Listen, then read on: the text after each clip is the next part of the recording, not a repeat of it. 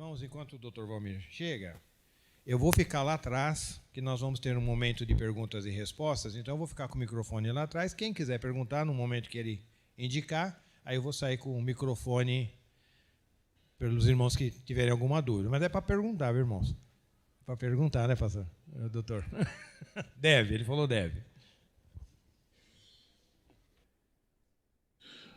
Nós, então, estamos falando de angústia, de tristeza. E angústia e tristeza são fenômenos naturais, normais. Não é? Inclusive, há filósofos que discutem que o caminho é através da angústia, não se desviando dela, mas através dela. Não é? E o homem sempre tenta arrumar alguma coisa, né, para tentar aplacar a angústia que há dentro de si. Né?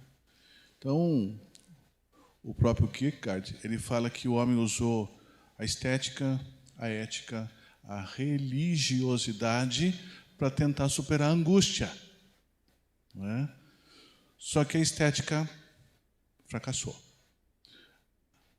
A ética fracassou. Mas por que ela fracassou? Ué, porque todos pecaram e instituídos estão na glória de Deus.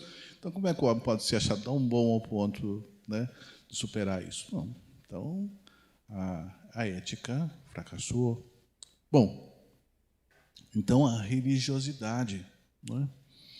E eu estou preparando a minha aula, que eu vou dar sobre a questão do cristão, que parece cristão, mas não é, né? Baseado naquela figueira que o Senhor Jesus mandou secar, porque ela estava florida, mas não tinha fruto nenhum. Parecia ter frutos, mas não era. Né? Então, a gente percebe que mesmo na religiosidade, o homem está fracassando. Não é? Então, o doutor e pastor Søren Kierkegaard, ele fala assim, então restou o salto de fé. Sim, a fé. Né? Sem fé é impossível agradar a Deus. Né? Primeiro passo. Né? Então, nós temos que dar o salto da fé. Né? Crer. Né? E eu me lembro que quando Cristo falava para os fariseus, ele dizia, se vocês crescem, né? Não seriam escravos, mas seriam livres. Aí eles disseram assim, mas nós não somos escravos, somos filhos de Abraão. Né? Então, não fomos escravos de ninguém. Aí, então, o Senhor Jesus olhou para ele e falou assim, se vocês fossem filhos de Abraão, fariam as obras de Abraão. Ora, mas quais são as obras de Abraão? A palavra de Deus diz, creu Abraão, e isso foi imputado por justiça. Então, a obra de Abraão é a fé, crer. Não é? As obras de Abraão. Então, a gente vê claramente que o salto de fé é o ponto. Né? Nós temos que mergulhar nisso. Né? Crer, confiar no Senhor. Né? Porque quando Cristo dormia no barco, antes de afundar, ele estava confiante em quem estava sentado no trono. Mas enquanto o Senhor se angustiava e se entristecia, os seus discípulos dormiam, porque estavam tristes. Por que estavam tristes? O Senhor estava fazendo um processo de salvação de toda a humanidade. Não é? Então, assim, então, agora já faz tanto tempo que Cristo morreu, eu me lembro dos textos ainda vivos da minha cabeça, o Senhor caminhando com 2 discípulos o caminho de Emaús, e eles diziam assim, mas você não está sabendo o que aconteceu? O que aconteceu? Eu disse, olha, né? Aí o Senhor teve que começar pela lei e pelos profetas e foi construindo. E daí, de repente, quando eles foram orar no partir do pão, reconheceram o Senhor. Né? Então, era motivo de alegria, porque o Senhor morreu, mas o nosso Deus não está na sepultura. Se vocês forem lá em Israel, a sepultura está vazia, porque Ele já está no céu.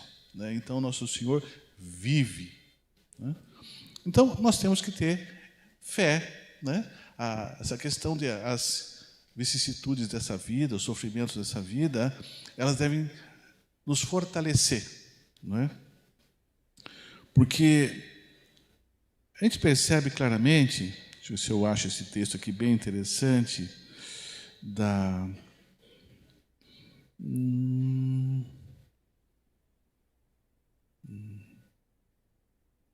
Informações, deixa eu ver aqui. Tem um texto bem interessante que eu estava vendo.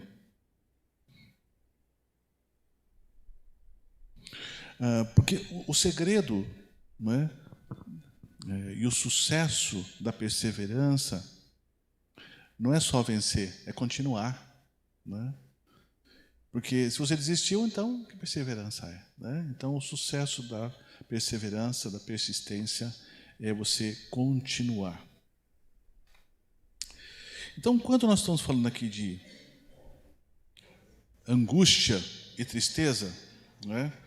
Eu já citei para vocês, então, o texto de Mateus 26, de 36 até 38. E quando a gente vai lá, em João 11, 35, está escrito, Jesus chorou. Puxa, Jesus chorou? Sim, Jesus chorou. E quando a gente vai lá em Salmos 34, 17, diz assim, os justos clamam e o Senhor os ouve e os livra de todas as suas angústias. Bom, então, angústia, ela é existencial. Ninguém existe sem angústia.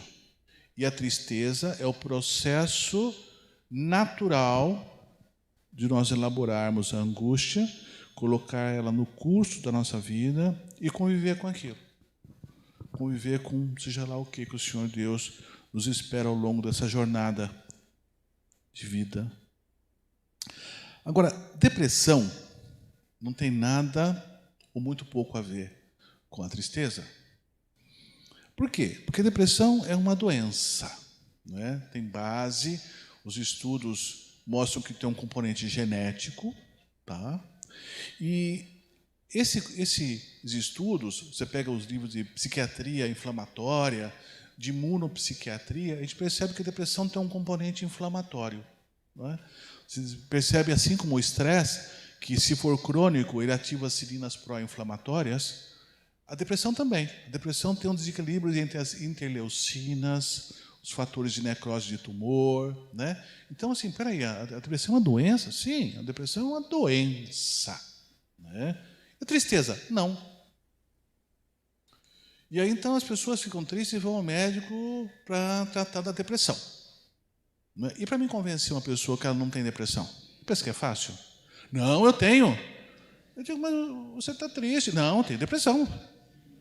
Não é fácil convencer uma pessoa de que ela não tem depressão, porque ela cisma com isso, é um conhecimento popular, né? Todo mundo fala, estou deprimido hoje. Não, estou triste hoje. Depressão é uma doença, né? Então, o que acontece? O deprimido ele tem um achatamento das suas funções psíquicas, das suas funções motoras, da sua motivação, da sua vontade, né? Fica lento para pensar, lento para se mexer, né? Tem uma diminuição intensa da sua capacidade atencional, da sua concentração. Ele lê, não consegue prestar atenção em nada, não consegue guardar, parece que a memória está ruim. Minha memória parece que não fixa, eu não consigo guardar isso na minha cabeça. Não é? Pensamentos negativos, sentimento de culpa, ruína, doença. Não, eu sou culpado. Não, eu fiz alguma coisa, sabe? Sempre aquela coisa de autodepreciação, se sentindo culpado por tudo. O que será que eu fiz de errado? Às vezes eu sinto que o meu filho está assim porque foi culpa minha, a minha esposa não sei o que foi culpa minha, porque agora esse novo não sei o que foi culpa de uma ação minha. E tudo é culpa dele. Uma sensação de inutilidade total, uma diminuição da capacidade de experienciar qualquer tipo de prazer. O deprimido, ele levanta, por que ele vai tirar o pijama? Não tem motivo. Por que ele vai tomar café? Né? Por que ele vai... Não, sai. Não vou sair. Né?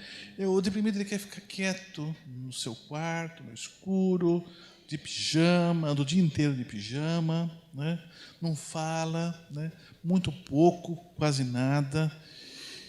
E ele começa a entender que, se ele tivesse coragem, ele se mataria. Né? Foi aí, então, que surgiu aquela ideia de que o indivíduo é altamente suscetível ao suicídio na melhora do seu quadro depressivo. Porque, como ele tem um abatimento da vontade, né? Primeiro é cognitivo, a depressão. Depois ela passa para a parte motora, física, da volição. Mas quando nós estamos tratando, é o contrário. Você destrava primeiro a parte motora, física, volitiva, depois o último é a cognição. Então, a depressão é daqui para cá, da cabeça para o corpo, mas a melhora da depressão é do corpo para a cabeça. Então, a pessoa fica motivada. Imagine depressivo motivado. Né? Aí ele tenta suicídio, porque ele tem condições, agora ele tem mais motivação física. Então, esse indivíduo é um deprimido, ele não tem vontade de fazer nada do dia a dia, do cotidiano. Aquilo que lhe dava prazer, você fala assim, nossa, vou oferecer para ele uma coisa que ele gosta demais. Aí ele fala, deixa para lá. Né? Tem uma capacidade de planejar muito comprometida, tem uma visão de futuro zero. Né? Você pergunta para o deprimido se ele quer melhorar. Né? Muitos, inclusive, jogam um comprimido fora, porque eles não querem melhorar. Não tem jeito. Né? O deprimido olha para mim com piedade. Coitado, ele acha que eu vou ficar boa. Esse homem, coitado, ele é um ingênuo. Né? Porque assim, não tem jeito. Não tem solução.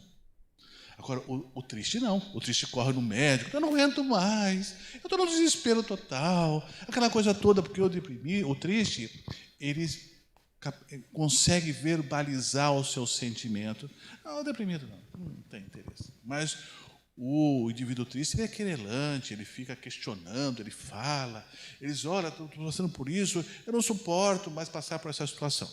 É claro que o indivíduo depressivo, que está passando por uma situação específica, né, tem um marido, tem um filho, tem uma coisa com problema na vida, né, um filho que bebe, por exemplo, aí, de repente, ele vai lá, toma um comprimido, diz assim, e aí? Melhorei um pouco, mas meu filho continua bebendo do mesmo jeito. Ora, é óbvio, né? O remédio não vai melhorar o alcoolismo do seu filho, você toma e ele fica bom. Não é? Então, é complicado, porque eu quero resolver os problemas quimicamente.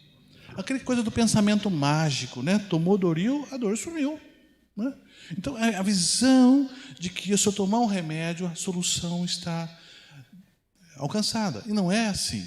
Né? O remédio ele tem a sua importância, como todos os remédios têm, mas nada é tão rápido. Não é? É todo um processo. Né?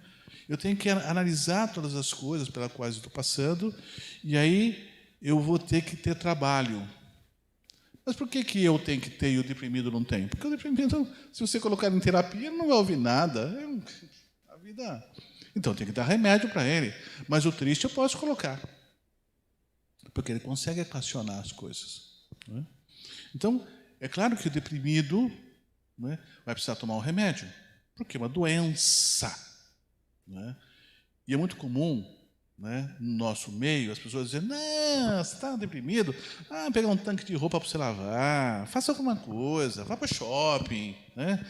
Pega uma pia aí com louça para você vai ver como essa depressão acaba. Você tem que ter, vai trabalhar, vai não sei o quê, né? Porque não entende que a depressão é uma doença. Assim como a asma, como a bronquite, como a fratura do pé, não é? Então, é uma doença. Né?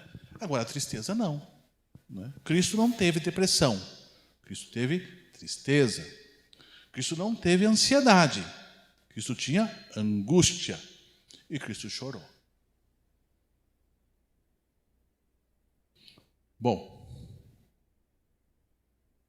ele sabia que ele tinha que equacionar os problemas dele. Não, ele não foi lá porque o SUS naquela época estava com problema. Não estava, não. Não é? Não é que ele não foi no médico, não. É porque não precisava. Ele conseguiu equacionar legalzinho o problema dele. Ele sabia em quem ele estava crendo. E aí, então, né, eu vim aqui para fazer a vontade do Pai. Ele sabia exatamente por que ele estava aqui. Agora, quando você não sabe, como os apóstolos estavam meio perdidinhos, Cristo angustiava, se deprimia, e suava sangue e eles dormiam. Não é? Agora, quando você sabe, o barco está para afundar, as ondas estão terríveis, o vento, as ondas, eles estão desesperados, e Cristo dormia. Porque Cristo não era ansioso. Não tinha ansiedade nele. Não é? A ansiedade nasce da nossa... É claro que é uma questão biológica, uma reação que o organismo tem ao estresse, né? Não é nada de... Mas a gente tem que trabalhar ela. Né? Bom, vou concluir para vocês então. Só para explicar um exemplo claro entre depressão e tristeza, vamos supor que exista então vamos pegar uma pessoa qualquer, um homem que perdeu um filho, tá? Mas esse homem, além do luto da perda, ele tem depressão. Mas não é tristeza, é depressão mesmo. Ele tem uma doença depressiva. Bom, ele vai chorar pelo filho dele? Não. Mas olha, o cara está numa depressão intensa. Você chega e fala assim, olha, o seu filho morreu. Ele vai dizer assim, tá. Mas você vai no velório? Precisa. Ah, precisa. Seu pai. Tá. Então vamos lá pôr uma roupa que a gente vai lá no velório. Ele senta lá. O cachorro do filho está aqui, assim, o caixão e tal. Ele está deprimido. Ele não tem capacidade de experienciar a dor e o sofrimento na troca com o outro. Ele se angustia, ele sofre, ele tem né? Mas é ele. Né? Mas ele não tem capacidade de experienciar emoção, né? Nem alegria, nem tristeza. Parece que é tudo meio flat, plano. Tá? Aí, de repente, ele, passando alguns meses, ele melhora da depressão. Foi feito um ajuste dos remédios, tomou um eletrochoque, sei lá o que ele fez, e ele saiu da depressão. O que ele vai fazer agora? Opa, perdi meu filho. Ele vai chorar, ele vai se desesperar, ele vai ficar sem comer, ele vai ficar trancado dentro do quarto, ele vai conversar com um monte de gente. Mas o que aconteceu? Como é que foi isso? Ele vai querer saber detalhes. Porque agora ele tem capacidade, ele está triste, profundamente triste pela morte do filho. Porque ele é capaz agora de experienciar o sofrimento pelo qual ele passou. Agora, então, ele pega a morte do filho e faz o luto dele. Então, agora ele está em luto, ele está triste. Interessante quando você fala para o deprimido, ele diz assim, não estou deprimido, não. Eu sei a diferença. Porque ele já teve deprimido e tem tristeza. Então, ele sabe o que é uma coisa e outra. Mas assim, todo mundo sabe? Não, quase ninguém sabe. Quem passou pela depressão sabe. Agora eu estou deprimido, agora estou triste. Agora estou deprimido, agora estou triste. Sabe claramente a distinção entre um e outro. Mas a grande maioria não sabe. Qualquer coisinha, estou numa depressão hoje, que eu vou te contar. Não, eu estou numa tristeza hoje. Mas tristeza do quê? Tem um motivo. Bom, então eu vou ter que elaborar a minha tristeza. Então aí é muito trabalhoso isso. Eu vou ter que conversar com Deus, vou ter que ler a palavra dele, vou ver se eu estou falhando em alguma coisa, se o que está acontecendo comigo é por uma omissão ou uma ação minha, contrária à palavra de Deus. Eu vou ver o que está acontecendo. Não é? Então eu me lembro que quando eu era jovem, o livro Como Vencer a Depressão, eu percebo que assim buscava se enquadrar como depressão a tristeza. Então começava a dizer, não, mas você tem que ter alguma coisa, deve ter pecado na sua vida. Não. Todo mundo tem pecado. Não é porque o deprimido não é isento disso, né? Óbvio. Mas não era essa a saída, né? Então ele tinha que entender que ele está triste ou deprimido. Se está deprimido, mande para o médico. Não, ele está triste, vamos conversar sobre a sua tristeza. Eu creio que nós temos que abrir a nossa tristeza e buscar o Senhor e conversar com Ele e colocar diante de Deus as nossas angústias, porque Ele tem cuidado da gente. Nesse momento de pandemia, nossa, fiquei trancado em casa quase 1 ano. Que ótimo. Com a sua família? Estreitou os laços com seu filho? Estreitou os laços com a sua filha? Ficou sabendo o que eles estão pensando? Como é que eles estão vivenciando esse mundo? Como é que está lá na escola? Porque antes você não tinha tempo, agora você tem, né? Conversou mais com a sua esposa, não é? Sincronizaram o sonho que vocês dois têm em comum, como é que vocês podem glorificar a Deus através desse casamento. Quer dizer, você cresceu em 2 anos que o Senhor te deu dentro de casa, com a sua família, que é um privilégio hoje, né? Porque tem pai que está chegando, o filho já está dormindo. Ele sai para trabalhar, o filho já está dormindo. Quando o filho levanta para ir para a escola, ele já não está em casa mais. E o Senhor Deus propiciou que você pudesse sentar na mesa com o seu filho, tomar café da manhã, sentar na mesa para almoçar, jantar com ele, assistir televisão. O que ele assiste? O que ele gosta? Não é? Então, assim, essa pandemia trouxe muito trabalho no sentido da família. A família teve que trabalhar muito, porque agora eu tenho que entender o que está acontecendo na minha família, com os meus filhos, com a minha esposa, o que ele gosta, o que ele não gosta. Vou almoçar com eles, vou fazer um cultinho doméstico, né? Porque, assim, se todo mundo ficou em casa, aí você levanta às 6, como você sempre levantou para trabalhar. Aí o seu filho levanta meio-dia para almoçar. Não tomou nem café da manhã. Já levanta de pijama, né? A outra fez não sei o quê. Então, assim, é um caos. Um levanta num horário, um levanta no outro, cada um faz o que quer, tem louça na pia, ninguém faz nada naquela casa, vai virar uma bagunça, né? Então, assim, usou esse período de pandemia que você está dentro da sua casa para você alinhar a sua família dentro dos princípios da palavra de Deus. Viu se alguma coisa estava saindo fora, procurou puxar a fita, o prumo, para que todos fiquem, né? E se não estão, por quê? Não é? Se você perdeu essa oportunidade, né, esperamos que não venha outra pandemia para que você tenha, mas a gente espera que você, mesmo diante desse trabalho intenso que a gente está vivendo, você consiga fazer isso. Bom, essa era a ideia que eu queria passar para vocês. Quem tiver dúvida, pode perguntar, tá bom?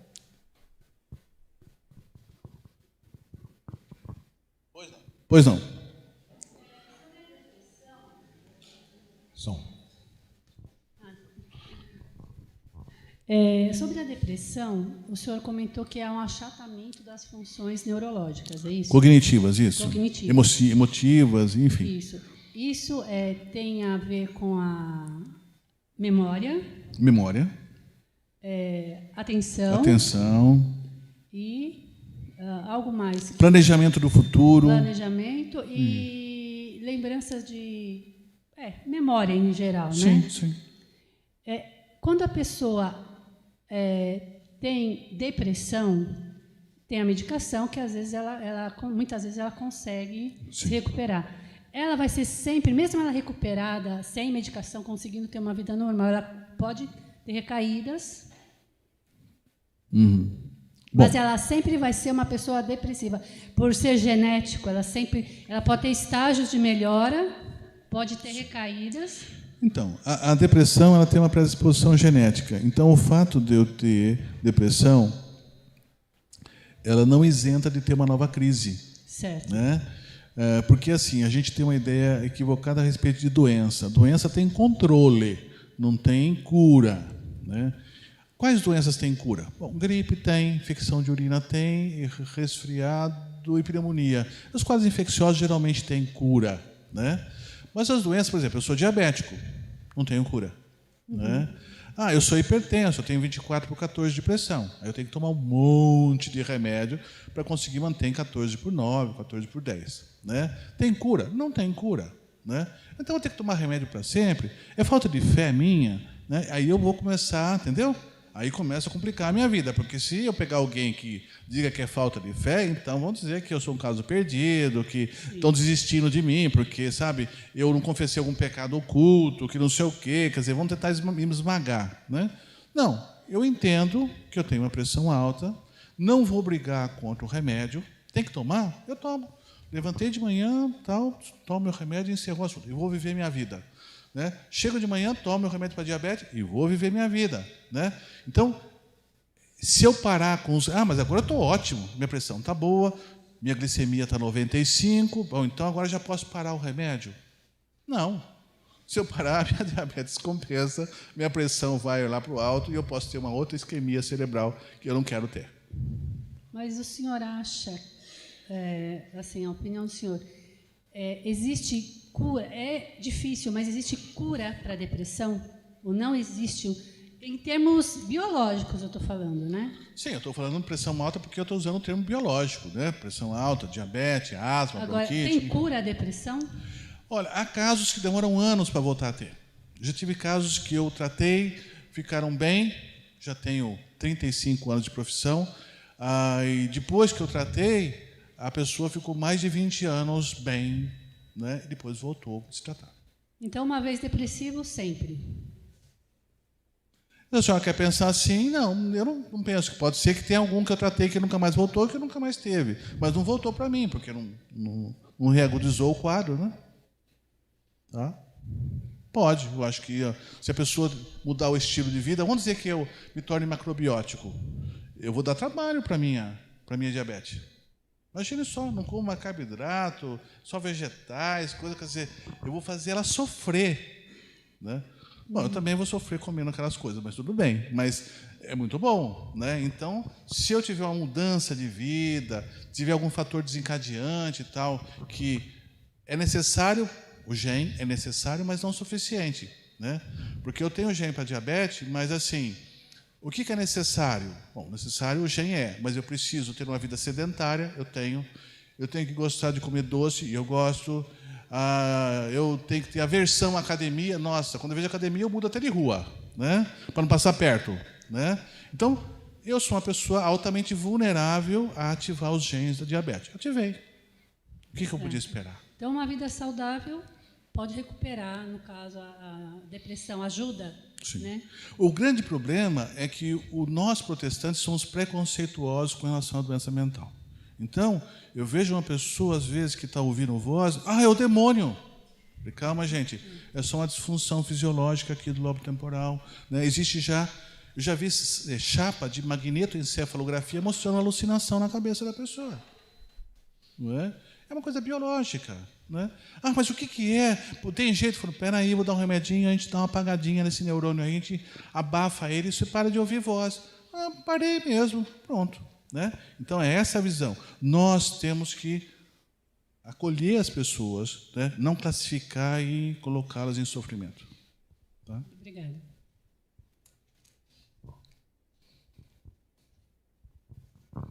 Oi, doutor. Sim. Foi muito legal assim essa explicação com relação à diferença entre a tristeza e depressão. Hoje, quando qualquer pessoa que fica mais triste, ela fala, nossa... é início de depressão, né? Já existe essa questão, né? Como que a gente consegue identificar entre um momento em que essa tristeza pode se tornar uma depressão? Como que a gente consegue identificar? Deve ter uma linha aí que divide essa tristeza profunda e que já se inicia, né, um início de uma depressão, porque o que o senhor falou de quando a pessoa está realmente depressiva, né? Mas existe o início. Como que a gente consegue ver essa diferença para a gente poder notar que não é mais uma tristeza profunda, mas é uma depressão? Então, existem tristezas profundas e existem depressões leves. Nossa, a tristeza dessa pessoa é tão profunda que eu não consigo nem ver a depressão dela. Tá? Porque a tristeza profunda, ela encobriu, né, um quadro, uma doença, mas que é leve, né? Tem gente que tem uma anemiazinha, tem gente que tem uma anemia imensa, né? Então, ela tem uma depressãozinha leve. E a senhora fala assim, mas é fácil distinguir?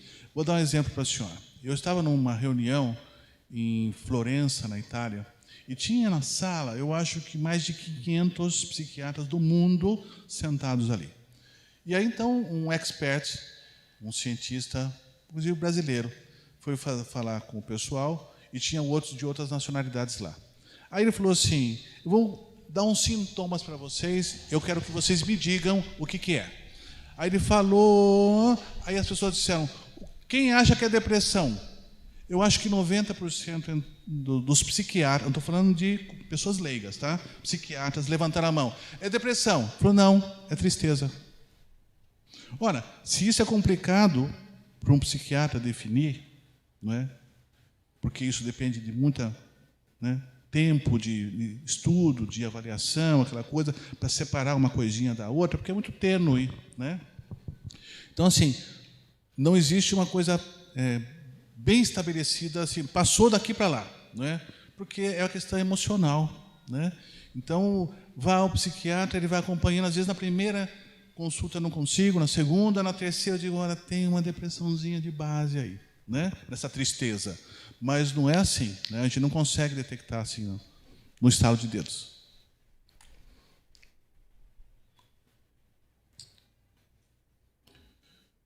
Pronto, vamos lá.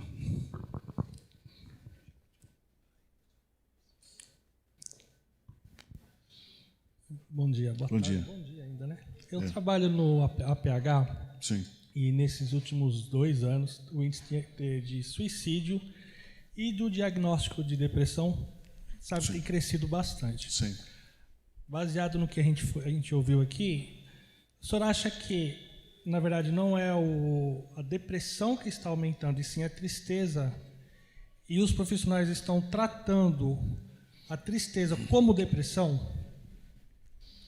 Bom, o que eu vejo é assim. Primeiro, nós estamos vivendo um mundo de intolerância, né, e de baixa frustração. Então, as pessoas não conseguem suportar a contrariedade, né? Tem pessoas que são contrariadas e tomam atitudes esdrúxulas. Eu me lembro de um acidente que teve em Campinas, onde uma criança se matou depois de tirar uma nota baixa. Né? Justamente o índice de adolescente e criança tem aumentado bastante nesse período. Porque, assim, eu digo, mas, às vezes, para o pai, por que você não contraria? Ah, não pode. E se contrariar, a casa cai. Aí grita, chuta, bate porta, faz bico, se tranca no quarto, aí faz o caos. Então, a gente percebe que nós estamos vendo pessoas com muita sensibilidade, né? Com sensibilidade à flor da pele. Então, qualquer coisa que contrarie, que magoe, que ofenda, aí pronto, a casa cai, né? Então, se você vê os casos de suicídio na Bíblia, eu já fiz esse estudo, porque existe um trabalho da Ata Escandinávia, da Suécia, que publicou um artigo sobre suicídio na Bíblia. Então, as pessoas que se suicidaram, né? E a grande maioria foi por orgulho, né? Davi não queria que as pessoas abusassem dele, então ele se matou, né?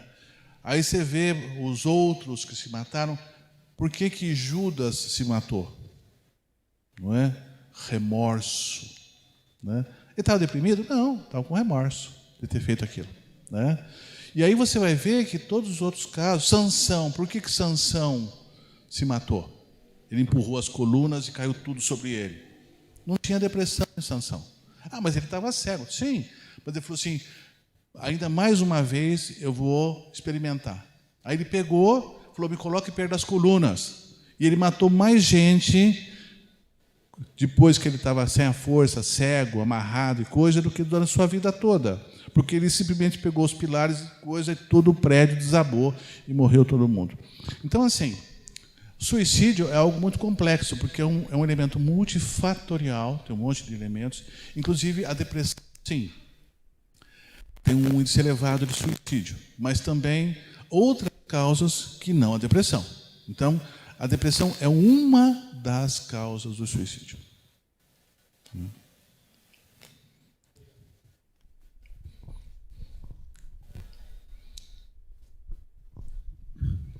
Bom dia, doutor. Bom dia. Obrigado pela oportunidade. E eu fiquei me perguntando o que causa a depressão, né? O que a gente faz ou deixa de fazer para adquirir esse quadro de doença? Então, a depressão ela tem uma base genética, né? A literatura atual mostra que existe um componente imunoinflamatório. Então, a doença ela pode ter um componente imunoinflamatório. A gente estuda a psiquiatria inflamatória, tem um livro sobre isso, psiquiatria inflamatória. Eu já li ele inteiro. E ele mostra claramente as alterações imunológicas decorrentes da depressão, né? Também existe a imunopsiquiatria, que mostra as alterações imunológicas em pessoas deprimidas. Então, o que nos faz crer que a depressão é uma doença biológica com manifestações psíquicas, não é? Então, por exemplo, eles citam o PANDAS, não é? É doença neuropsiquiátrica por infecção por estreptococcus. Então, algumas pessoas têm pensado que o toque, aquela mania de ver se você fechou a torneira, se fechou a porta, de fazer aqueles movimentos tal por causa da ansiedade, ela possa ter a ver com um anticorpo decorrente de uma amidalite que você teve na infância, uma otite por estreptococcus. Tá? Então, assim, algumas coisas estão mudando. A gente não pode ficar na pré-história da psiquiatria. A psiquiatria está avançando muito. Tudo bem, a oncologia ela está mais de 10 anos à frente da medicina como um todo, não é? E nós corremos atrás da oncologia, porque hoje você vai dizer, o cara tem câncer. Qual câncer? Qual a variedade genética que ele tem? Então, eles estão fazendo um mapeamento genético do câncer hoje. Hoje você tem um câncer, eles tiram, não é que tipo de câncer que é, qual é a variedade genética dele. Porque, de acordo com o tipo de variabilidade genética, você pode fazer um tratamento que vai ser eficaz, às vezes você não precisa. Você pega um meningioma na cabeça, você tira, diz assim, olha, esse tipo dá muito pouca recidiva. Esse aqui dá mais recidiva. Então, vamos fazer quimioterapia, vamos fazer rádio para ele, né? Vamos fazer alguma coisa nesse sentido. Então, a gente percebe que hoje nós estamos vendo a doença mental como uma doença neurobiológica, né? Os psicólogos resistem um pouco, mas já estão entrando. A minha psicóloga discute comigo a questão neurobiológica, a farmacogenética, a farmacogenômica, eles discutem comigo, né? Então, você fala assim, mas como fazer para não ter depressão? Ora, se você tem uma predisposição biológica, né, e às vezes você não fez nada absurdo, você fez o que todo mundo fez, mas se você tem toma um remédio, por exemplo, eu me lembro de um senhor que entrou na depressão porque ele tomava um remédio antigo para depressão, chamado pressão alta, chamado Cipazol. Alguém conhece aqui, da época de alguém? Antigo esse remédio. Isso aí foi em 1984, 85, por aí, que eu me lembro de ter visto esse caso. E o indivíduo tinha ideias de suicídio. Na realidade, ele estava tomando um remédio que, quando eu tirei, acabou. Falei, suspenda o remédio. Pronto. Entendeu? Então, era uma disfunção de um medicamento. Mas uma doença pode causar isso. Por exemplo, um dos sintomas do câncer gástrico é depressão. Não é? Então, doenças reumatológicas podem ter como sintoma depressão, né? Doenças neurodegenerativas, a minha área de pesquisa é a doença de Huntington, é uma doença, uma coreia, tá? que eu fiz a minha pesquisa, fiz meu doutorado nessa área. 40% dessas pessoas têm depressão. Então, a depressão tem uma base biológica, né? É uma doença física constatada. Sim, é isso aí. Mas os sintomas é psíquico. Tá? Entendi, obrigado.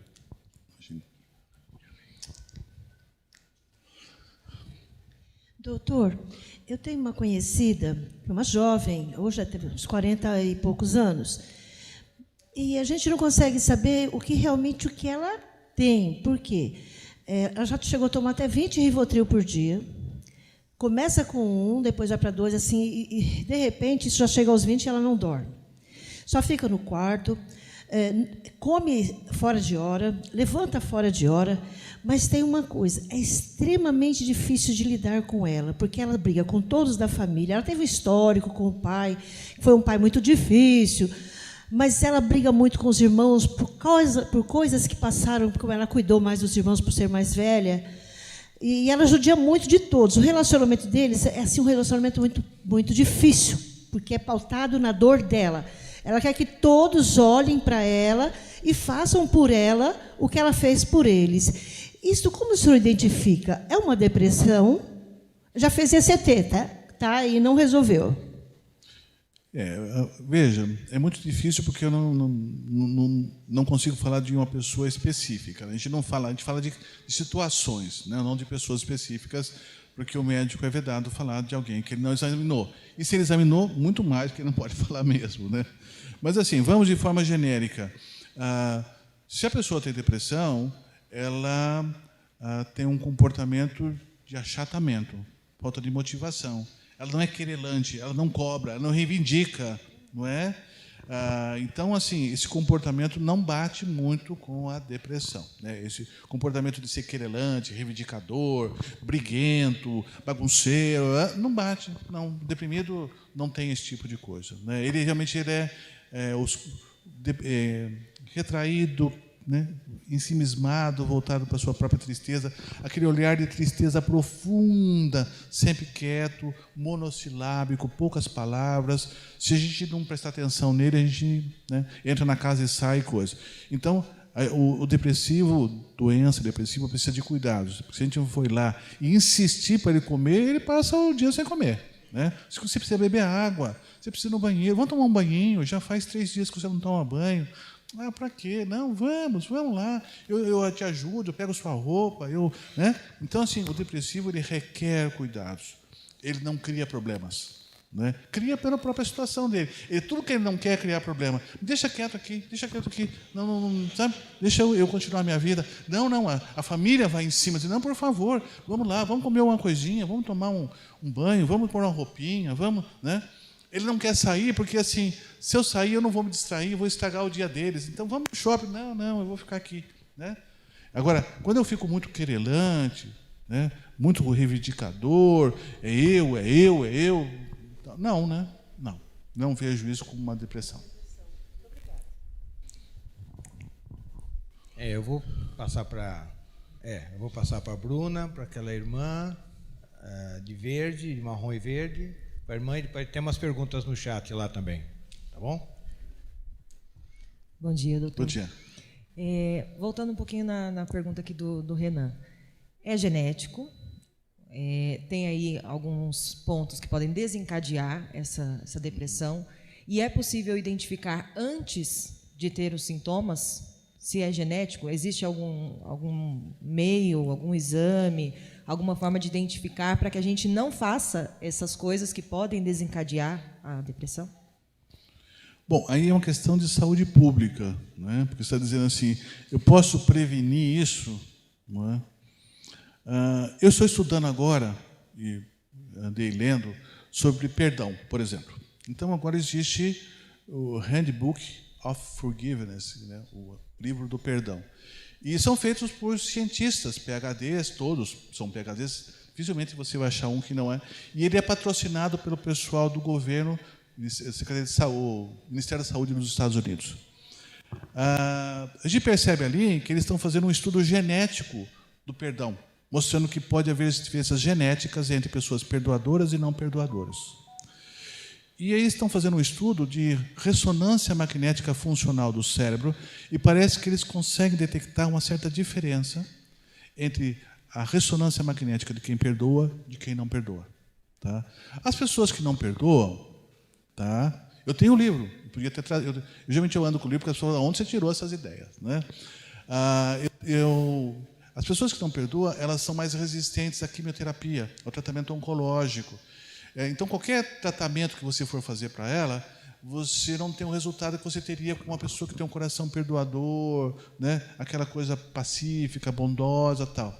É aquela pessoa que vive com raiz de amargura no coração, e o Senhor Deus diz que nenhuma raiz de amargura brote no seu coração, porque isso te priva da graça de Deus. Então, essa pessoa que vive com raiz de amargura no coração, ela é mais resistente. Mas existe uma diferença. Agora estão estudando a patofisiologia da infelicidade. Então, estão tentando trazer para o aspecto biológico, e agora estão tentando desenvolver uma técnica psicoterápica.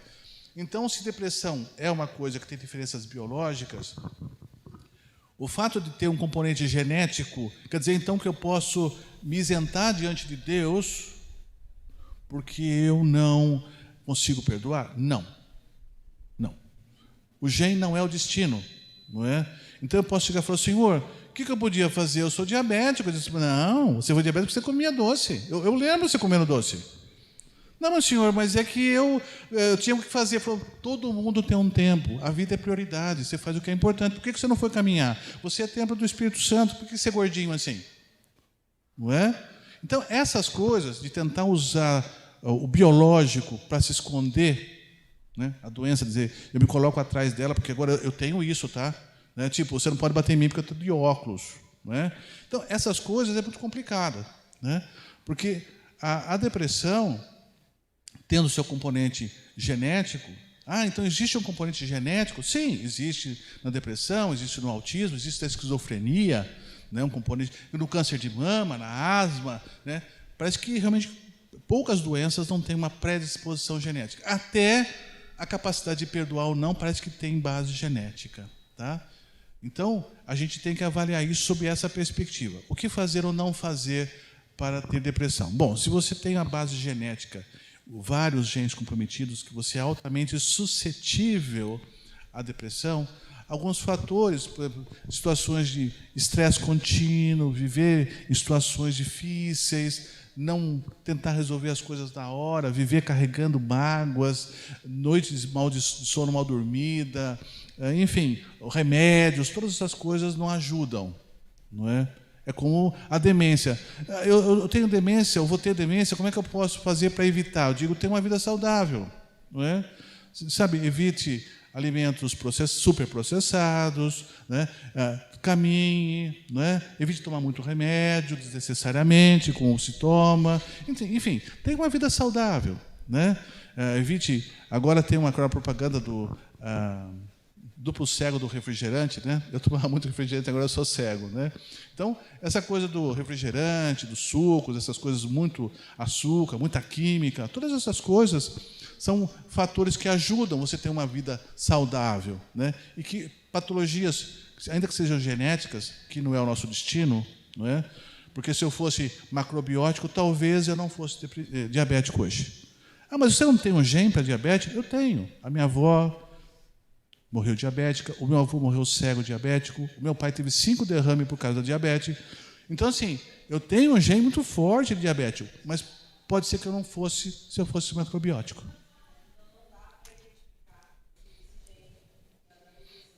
Já estão mapeados alguns genes. Inclusive, eles estão pensando, nesse livro que eu li, Psiquiatria Inflamatória, eles estão pensando em criar um exame de laboratório. Faz na esquina. Vai lá, diz assim, eu estou numa depressão profunda. Espera aí. Vai lá, faz o exame. Não deu depressão, sinto muito. Vai resolver seu problema com o psicólogo, pastor da sua igreja. Né? Deu depressão, então vamos tratar. Né? Porque até então, não, todo mundo quer correr, quando eu sou a tristezinha, quer correr para a depressão. Não pode. Né? Então, assim, são perto de 40 moléculas que são candidatas a esse kit de diagnóstico. Né? Assim como eles querem fazer um diagnóstico se a pessoa tem câncer ou não, achando algum marcador biológico, e aí você, tendo isso positivo, quer dizer que você... Né? Ou um gene. O câncer, hoje, você tem uma bateria de genes que você faz, aqui no Fleury você faz, em outros laboratórios aí bons, Salomão Zopp, você faz a bateria de genes e você deve ter se você é altamente propensa a ter câncer de mama ou não. Né? Então, no caso da depressão, eles estão tentando. Inclusive, já desenvolveram um kit, mas não tinha baixa falsos negativos, falsos positivos, né? Não tinha, que é para doenças esquizofrenia, para psicose. Quer dizer, então você faz o teste e vê que essa pessoa tem alta probabilidade de ser psicose e essa não. Pois não.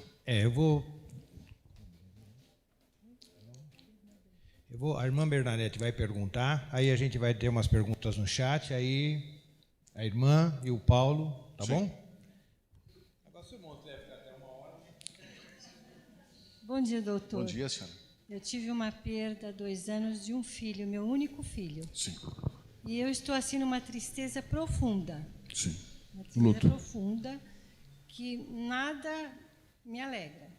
Eu faço o possível. Eu brigo com o meu superego, com o meu ego, discuto, mas eu não consigo sair dessa tristeza. Posso chegar num quadro depressivo? Olha, há pessoas que passam por uma tristeza prolongada e às vezes demora anos, né, para elaborar essa questão da perda, né? Mas isso é uma tristeza, é um luto, não é?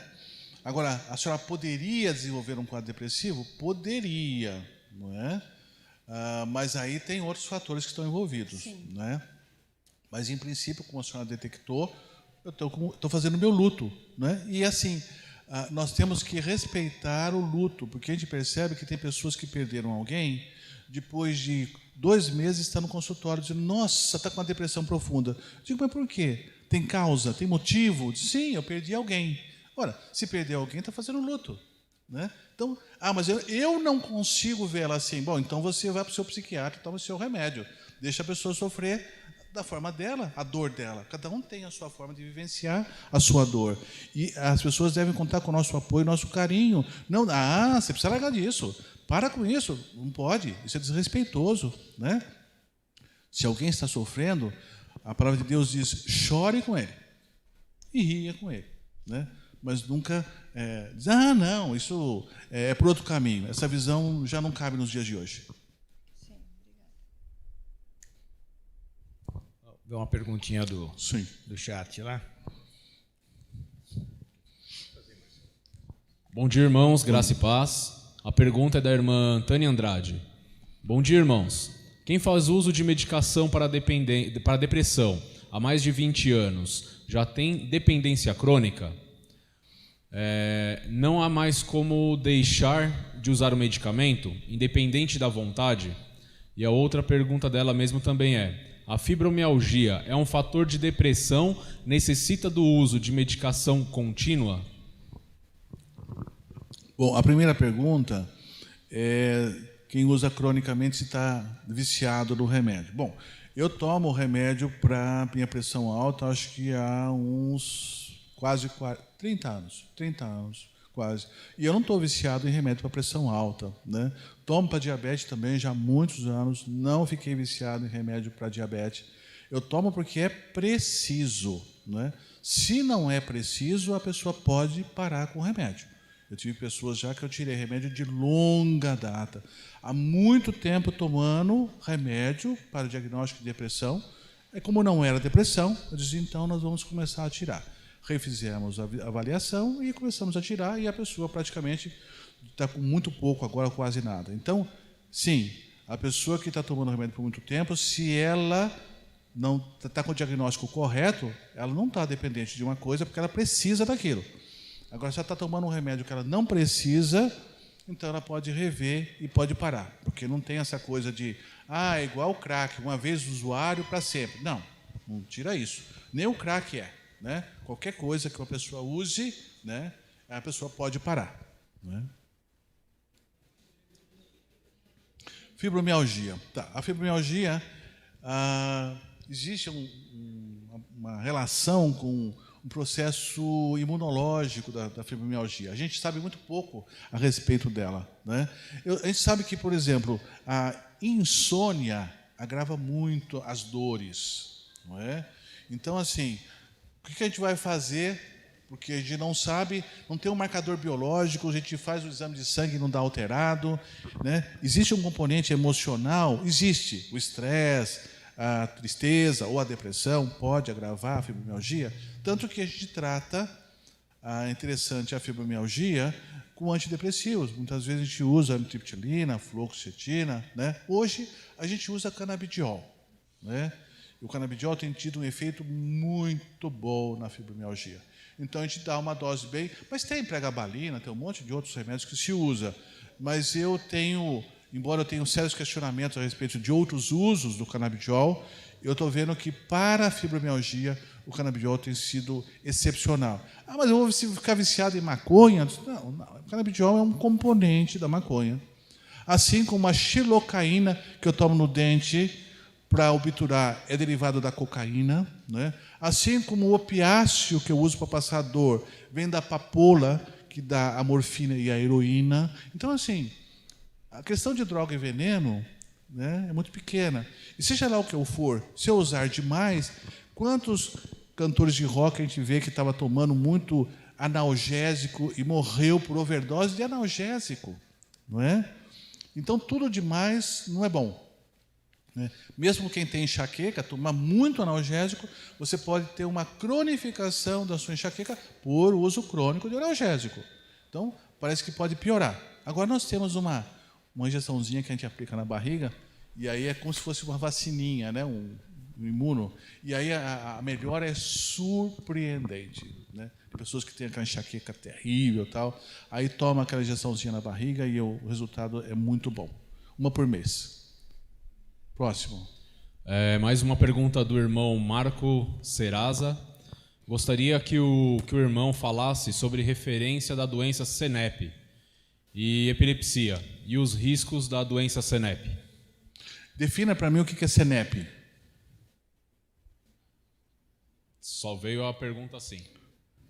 Tá. Ele quer saber SENEP e epilepsia. Isso. Tá. E qual o risco da SENEP? Tá. Eu preciso saber o que é SENEP. Eu não uso essa nomenclatura. Pergunta para ele o que é SENEP. Então, o irmão Marcos, que está aí no chat, por gentileza, nos retorne aí. E vamos para a próxima pergunta. Do irmão Washington Luiz. Quais os estágios da depressão? E ela é a mesma em todas as pessoas que têm essa doença, a própria depressão. Como eu coloquei para vocês aqui, cada um vivencia a sua dor à sua maneira.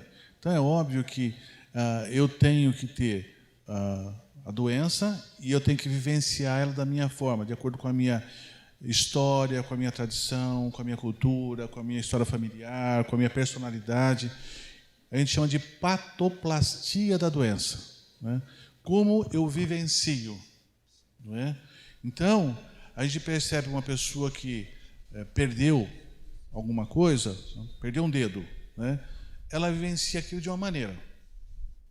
E outros de outra. Diz, olha, puxa, perdi um dedo, perdi um pedaço do dedo. Tem gente que conta para mim com a maior naturalidade.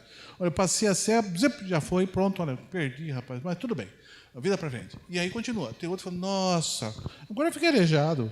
Aí começa, então, aí vai fazer terapia, entendeu? Cada um vivencia a sua dor à sua maneira. Isso é importante, tá bem claro. Então, a depressão varia de pessoa para pessoa? Sim, cada um tem a sua forma de vivenciar a sua dor. Irmão, pesquisando aqui referente ao SENEP, é sobre as convulsões dissociativas, né? Ah, sim. Ele quer saber de convulsões dissociativas. Correto. Então, as convulsões não epiléticas. Tá, isso é chamado de transtorno somatomórfico, né? Pode ser uma convulsão dissociativa. Pode acontecer. É interessante porque existem pessoas que eu já passei por isso, eu tive que fazer laudos com relação a isso para o IMESC, de pessoas que diziam que era uma pseudocrise, uma falsa crise, que era uma crise dissociativa, crise emocional, né? Porque, na realidade, o exame de eletro não pegava, né? Mas acontece o seguinte, que há exames que pegam. Por exemplo, quando a gente percebe, eu tinha casos que já faziam anos fazendo eletro e não pegava nada, um dia eu falei, olha, vamos fazer um eletro universitário, né? Aquele bem, né? Que é feito lá nas clínicas, que é feito lá na Santa Casa, na Escola Paulista, uma coisa bem consistente. Aí fizemos, pum, pegou. Tá? A gente consegue detectar. E, assim, mesmo que alguns, né, já tive casos assim, de pessoas que teve convulsão a vida toda e o eletro deu negativo. Ah, mas ela tinha convulsão mesmo? Tinha. Né? No final a gente ficou sabendo que sim, mas não conseguiu se aposentar porque não tinha um eletro positivo. Não é? Então, essa coisa de pseudocrise e crise tem que ser muito bem trabalhado, né? tem que passar por uma junta médica, tem que fazer aquele eletroencefalo de vigília, de sono, onde a pessoa passa o dia 2, 3 dias com aquele capacete na cabeça, detectando, tirando os remédios, vendo a reação, enfim, não é assim, né? O cara olhando, não, isso é uma pseudocrise, né? Tem coisa que é fácil ver, né? Uma crise tem suas características, uma crise conversiva, que dura muito tempo, né? Que a gente percebe que a pessoa logo já levantou, não teve pós-crise, não teve enxaqueca, aí a gente já começa a pescar que existe algo diferente nisso, né? Mas não é uma diferenciação simples, não. Inclusive, há discussões acadêmicas, né? É ou não é? Já tive casos que eu me envolvi que durou anos, essa discussão, até uma das partes sair vitoriosa de que realmente era uma epilepsia e não era só uma pseudocrise. A última pergunta aqui do chat.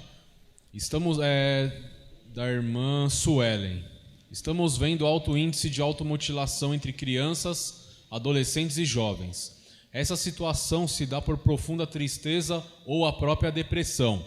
Qual profissional que deve se procurar? Um psicólogo ou já diretamente um psiquiatra? Bom, aí é uma coisa muito complicada, porque nós estamos falando da neurobiologia do sofrimento humano. Isso foi um trabalho publicado pela Scientific American em agosto de 2004, e ela mostra que o sofrimento de uma criança que passou por maus tratos, abuso sexual, seja lá o que for, é uma cicatriz que não seca, né? Então, assim, crianças que passam por abusos, né? A mãe que fala, você é um caso perdido, você não tem jeito, nossa, você é um traste, entendeu? Essa criança vai guardando isso e vai ter um custo depois, né? Então, palavras de cancelamento, de agressividade, de hostilidade para com os filhos, né? Ou o pai, né? Tirei 8 na escola, não fez nada mais que sua obrigação. Tinha que tirar 10, você não faz nada. Não é? Então, assim, chegou, já sai com o tapa, já sai rodando já, né? Você não deixa a pessoa se colocar, né? Então, essa postura, né, que as crianças vivenciam com um certo sofrimento, elas podem desenvolver um quadro que se fundamentam em 9 pilares, né? Quais são esses pilares, né? Sentimento de vazio intenso, baixa autoestima, né? Compulsão, né? Ideação suicida, né? Sintomas paranoides, eu acho que aquela pessoa está rindo de mim, né?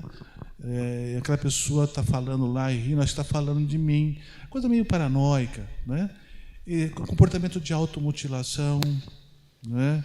As compulsões diversas, álcool, drogas, sexo, jogo, compras, comida, né? Também é um componente, né?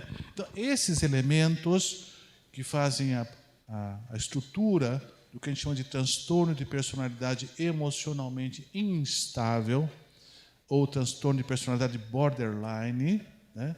Faz com que as pessoas, diante da situação de muito sofrimento, ela se corta para aliviar a dor. Então, elas pegam e passam o apontador no braço, passam a gilete, ficam se furando com ponta de compasso, com ponta de caneta, ou fazem qualquer tipo de comportamento de automutilação como uma forma de alívio do sofrimento. Mas esta área é uma área que está crescendo, né? É muito complexo isso, porque nós estamos vendo quase que uma pandemia, né? Eu conversei eu tive uma aula lá em Barcelona com uma senhora judia que trabalha com isso, Miri Bar-Halpen.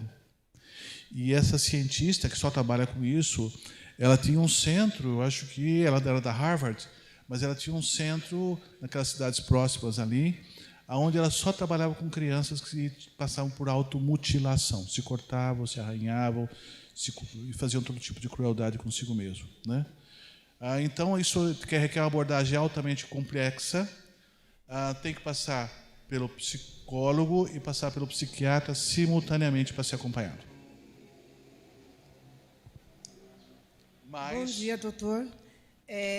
Na década de 70, a minha irmã estava com 17 anos quando ela começou a apresentar esse comportamento de ficar muito calada. Ela tinha eu tinha 12 anos na época, eu lembro que ela tinha um olhar muito triste. Aquela tristeza que parecia que vinha do fundo da alma. Aí o que aconteceu? Ela acabou cometendo suicídio. Aí eu fiquei adulta, fui procurar informação. Naquela época ninguém nem imaginava que era uma depressão, era pouco falado, né? Os médicos nem falavam sobre isso. E eu fiquei sabendo, né, em leituras, que podia ser genético, né? Essa patologia, que ela cometeu suicídio, não porque ela não acreditava em Deus ou porque ela tivesse passado por algum desgosto, alguma coisa da natureza, mas sim um distúrbio. Aí os anos se passaram, quando foi em 2016, o meu irmão mais velho começou a apresentar os mesmos sintomas que ela tinha apresentado.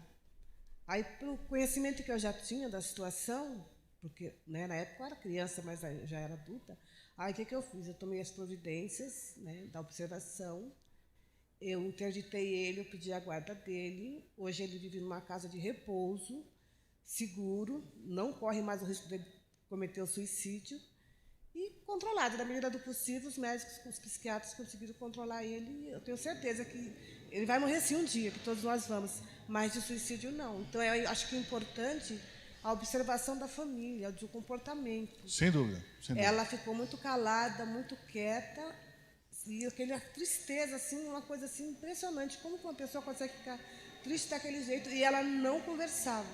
Por mais que a gente perguntasse para ela o que ela tinha, ela não dizia. Então, eu acho que isso vai muito do que a Miriam perguntou, da parente dela, que fica cobrando, fica falando. Não, o depressivo mesmo, ele fica calado. E o meu irmão também ele ficou muito calado, ele não fala, ele fala muito pouco. A Marisete conhece ele, que ela já foi na clínica comigo uma vez, ela viu, ele não fala, né? Então, assim, vai muito de encontro com tudo aquilo que o senhor falou. E serve de alerta também para as famílias observarem os seus entes, comportamento. Vocês percebem que ela tem uma ideia clara do que é depressão e tristeza, essa senhora? Né? É isso aí que o senhor está falando. É isso que o senhor está falando. Quem vivenciou isso, como a senhora vivenciou, a senhora sabe fazer a diferença, não é? Com certeza. Irmãos, eu estou tranquilo, tá? Pode perguntar. Não é eu que estou respondendo mesmo? Sim. Então, mas eu não sei aí... Irmão. Não, eu já tomei minha semaglutida lá, então já tirei meu apetite, então, né, para diabetes, então... Vamos ver, até onde o senhor encaminha. Bom dia. Bom dia. Doutor, o senhor até mencionou que a questão da depressão ela está relacionada a, aparentemente, um processo inflamatório, porque mexe com questões bioquímicas. Imunoinflamatório, isso. Imunoinflamatório. Essa questão bioquímica e esse crescente aumento de casos de depressão que tem sido relatado, não pode ter um fator justamente com mudanças alimentares, questões dos tipos de alimentos que têm sido consumidos, aumento excessivo de açúcar, a farinha refinada e até mesmo agrotóxico e tudo mais pode ter causado isso, ou não tem nenhum estudo relacionado? Então, primeiro, eu não sei se a depressão está aumentando, né? Eu acho que a tristeza está aumentando, né? A tristeza está aumentando e as pessoas estão cada vez mais perdidas com relação a esse diagnóstico, né? Agora, claro que essa vida que a gente leva de alimentos superprocessados, agrotóxicos, tudo que a gente come, antes de vir ontem para cá, ontem eu estava no pronto-socorro, meu filho comeu um negocinho lá, e aí eu estou vendo agora na internet que existe contaminação de Kinder, chocolate, por salmonelose. Ele falou, pai, eu comi um negocinho lá no hotel, tinha um frango, aí começou a dar arrepio, aí foi para no pronto-socorro. Né? Ontem nós saímos, eu e a esposa estávamos no pronto-socorro lá, fomos levar, ele estava mal. Ele falou, olha, foi 50 minutos, eu comi aquele lanchinho no coffee break lá do congresso que ele estava.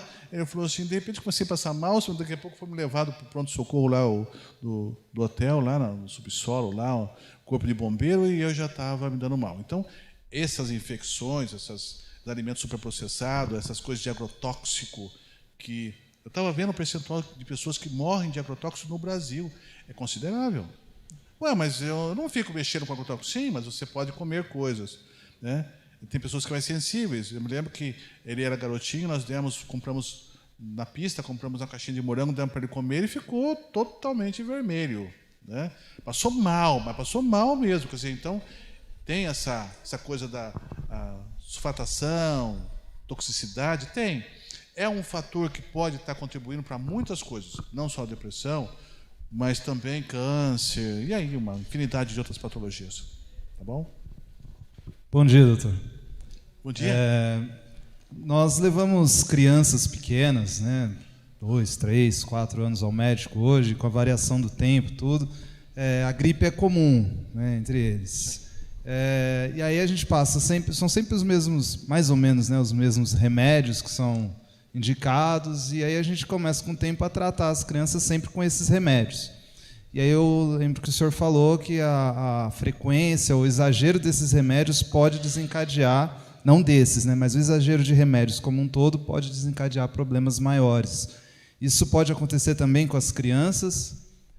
E uma segunda pergunta com relação à enxaqueca, que o senhor falou do remédio, né, no estômago, como é que na barriga, né? Como é esse remédio? Como funciona? Bom, com relação à criança, né, é um negócio muito, muito, muito complicado, porque é assim. A criança, ela precisa, para ter uma vida saudável, aí vocês vão ficar assustados, de cheirar a mãe e lamber a mãe, tá? Então, a mãe é remédio, tá? Então, as crianças devem estar... E é muito frequente a mãe chegar e falar, doutor, depois que eu coloquei ela na crechinha, é uma infecção atrás da outra. Por quê? Porque essa criança está passando por estresse. Estresse é imunossupressor. Ela baixa a imunidade, porque ela aumenta a cortisona, né? Então, de repente, eu falo assim, mas depois que eu tirei da crechinha, parou. Parei de trabalhar, peguei a criança, pus no colo, acabou, né? Então, a gente percebe que algumas crianças que saem de casa, que tem aquela coisa do abandono, né? A angústia do abandono, a ansiedade do abandono, são crianças que vivem cronicamente estressadas, quase não dormem direito, aquela coisa toda, elas sofrem muito, né? Então, assim, a mãe é o primeiro, né, remédio que ela deve receber, né? Então, é dormir com a mãe, cheirar a mãe, lamber a mãe, né, que ela tem um efeito muito positivo, né? A minha filha, ela trabalha com pediatria, ela é pediatra lá no Rio de Janeiro, ela está fazendo neuropediatria, então ela disse para mim um dia, pai, você me passa os textos que mostram a necessidade da criança cheirar a mãe, né, lamber a mãe. Eu passo, é muito importante, porque é essencial que ela tenha essa sensação de estar sendo protegida, acolhida, amparado. Porque a criança entende como abandono qualquer coisa que você não seja a presença da mãe. Eu vou deixar com a minha mãe tomando conta dela. A sua mãe não é mãe dela.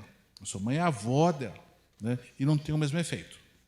Mãe é mãe e avó é avó. São completamente distintos. O efeito benéfico da mãe na vida da criança não é o efeito benéfico que a avó causa. Não tendo mãe, quem não tem cão casa com gato, não é? Vai a avó mesmo. Mas essa coisa de remédio crônico, dizer toda hora, né? Tem uma virosezinha, analgésico. Até não sei o quê, toma isso, toma aquilo. Quer dizer, N remédios. Viroses, às vezes, são autolimitadas, né? É só hidratar bastante, né? Deixar a criança descansar, tomar uma sopinha. Mas deu um febrão, né? Dá um banho nela, não passou. Aí tá bom. Então, pegar umas gotinhas de Novalgina, e coisa. Mas sempre ir por um caminho, né, alternativo, sempre procurar ter esse cuidado, esse carinho, esse afeto, para que ela se sinta protegida, né? Crianças que não passam muito por estresse não adoecem tanto, né? Mas quem passa por estresse. Porque estresse, como vocês sabem, se a gente tiver em estresse, nós estamos liberando cortisona. Cortisona segura o sódio, aumenta a pressão, aumenta o açúcar do sangue, aumenta a desmineralização dos ossos, osteopenia, osteoporose. Aí vai, seca a boca, aumenta o risco de cárie no colo dos dentes. Então, depressão aumenta o risco de arritmia cardíaca. Aí começa, tá? Então, depressão, o estresse pode acumular um monte de coisa em cima dela, tá? Então, com relação ao que você falou, primeiro é as primeiras coisas. Ela está se sentindo segura, a criança? Se está, então vamos ver por que essa coisa crônica, por que ela tem essa imunidade tão baixa, né? Mas evitar. Às vezes você pega uma vacinazinha, alguma coisa, um Lantivac, uma coisa que melhora a imunidade dela, já ajuda bastante. Tá bom? Quem que levantou a mão aqui?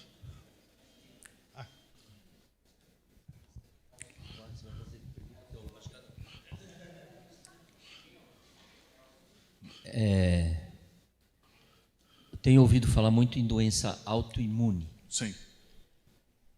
Ela tem e está ligado à neurologia. A neurologia que cuida dessas enfermidades ou não? Sim, está ligado à reumatologia, que está ligado à neurologia, porque nós temos... Tem problema de estresse, depressão, que Isso.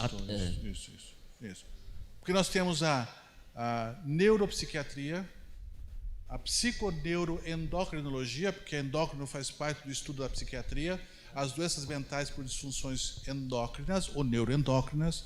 Hoje nós temos a psiconeuroimunoendocrinologia, que também já tem livros e tem capítulo de livros sobre isso. Nós temos o grupo que estuda a psicodermatologia, porque a pele ela tem a mesma origem embriológica do cérebro.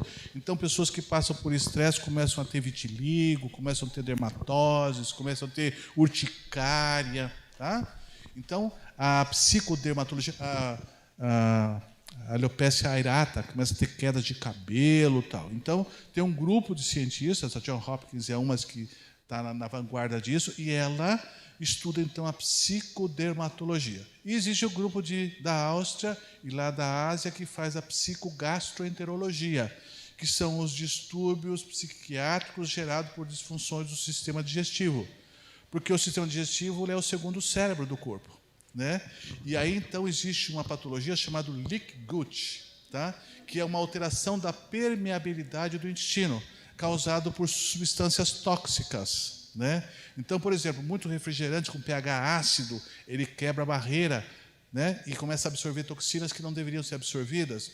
Uso de muito anti-inflamatório, quebra as barreiras, começa a absorver coisas que não era para ser.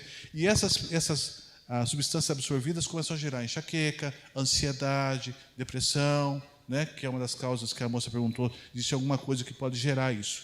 Então, a psiquiatria ela está se pulverizando, né? Inclusive, uma solicitação da Sociedade Americana de Medicina para fundir a psiquiatria com a cardiologia para desenvolver a cardiopsiquiatria, né? Porque muita gente vai ao pronto-socorro com dor no peito, faz eletro e ela tem um quadro emocional. Tá bom?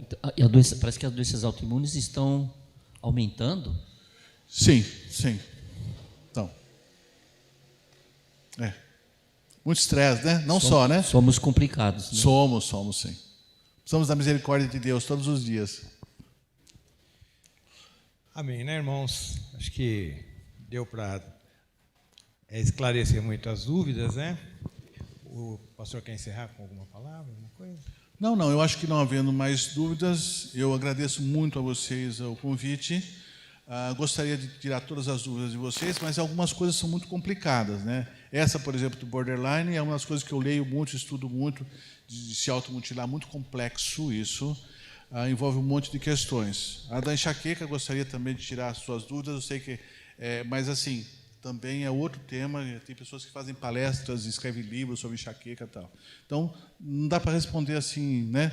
Branco ou preto, sim ou não, né? É tudo mais ou menos, né?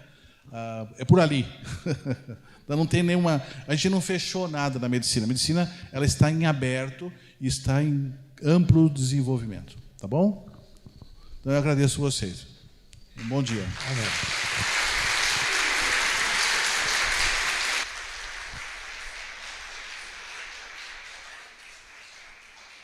Amém, irmãos. Eu espero que os irmãos tenham ganhado com a palestra, com a palavra, né?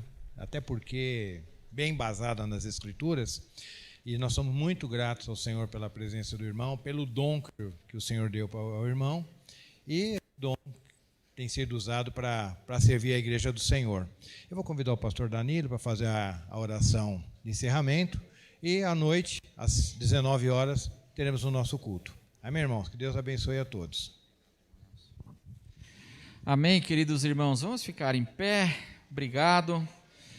Queremos agradecer ao irmão Nelson, nosso coordenador aqui da EBD, que patrocinou isso. Dr. Valmir, obrigado por ter vindo aqui, dedicado a manhã para nós, carinhosamente, a esposa, toda a família, obrigado, viu, irmãos?